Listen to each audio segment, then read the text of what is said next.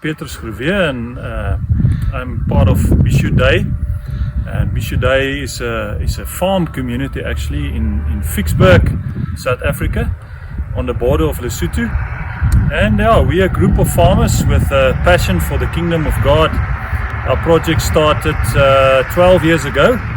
A group of us, we were 5 farmers then, gave all our property to God, and we started a project that we say that we're going to use all the resources that we have to run a business, a farm business, and all the profit will go to the community, so that we can uplift people, so that we can create jobs, that we can look after the sick and the needy, and that we will educate and teach people, because that was our passion. The project started after we read Isaiah 58, where God says He doesn't like all these religious things that the people are doing. What He wants for people is to invite people into their houses, to break their bread and share it with others. And it actually says there that you must spend yourself on the poor. And that really touched us, and that's why we formulated our mission, and that is to really uplift our community around us and to use all things that we have to do that.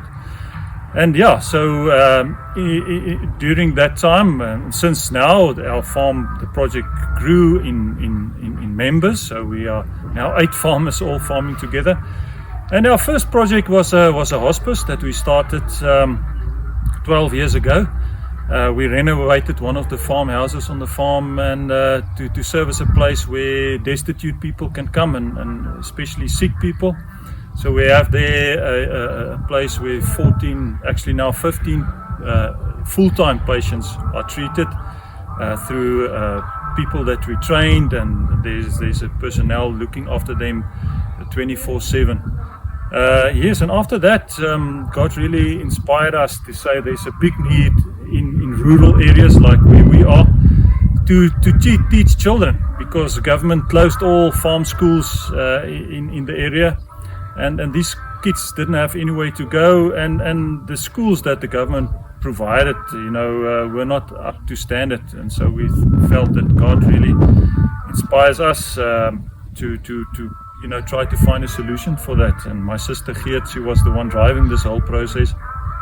So we started on a place here on one of the farms that was actually a milking shed, a dairy. And we started to transform all the buildings to serve as a school. And we also had wonderful people from elsewhere coming to support us and help to build stuff. And yeah, today we have a full primary school here on the farm, and even a nursery school.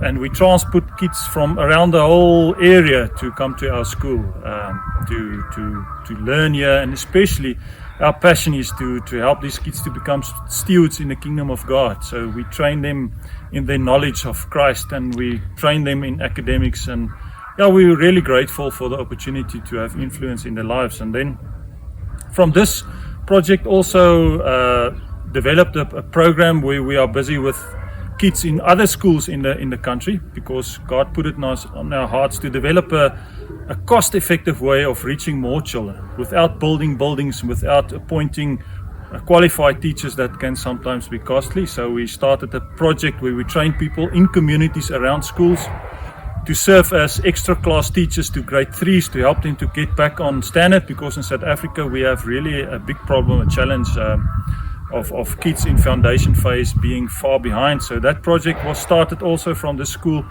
and today there's 17 of these centers in different places around the country where we have training facilities to train kids. And yeah, so we're just blessed to do that. And my wife is a pharmacist, and of course she's more interested in medical stuff as well. So in our area, our government systems concerning health is very limited, and a lot of people in rural areas don't have access to quality health care. So God opened the opportunity for us to start a clinic on the farm. We have a nurse here and the facility where people can get all the basic health care on the farm. And we were blessed by God that even government came, partnered with us, so they supply all the chronic medicines and all the testing, blood testing and stuff like that, so that we can be able to serve our community. And we are privileged to really have access to a lot of people in our community and to help them with basic family care and basic health care. So that's more or less what we are busy with. And we are thankful for all the people that help us to make it possible, because as a farm we are not able to sustain all these projects on our own, and we really depend on people helping us and coming on board so that we can supply this a place of hope in our community where God's grace and His love can be served to many people in need and not as fortunate as we are. So we are really thankful for Christians around the world that are really helping us to do this. Yes, thank you.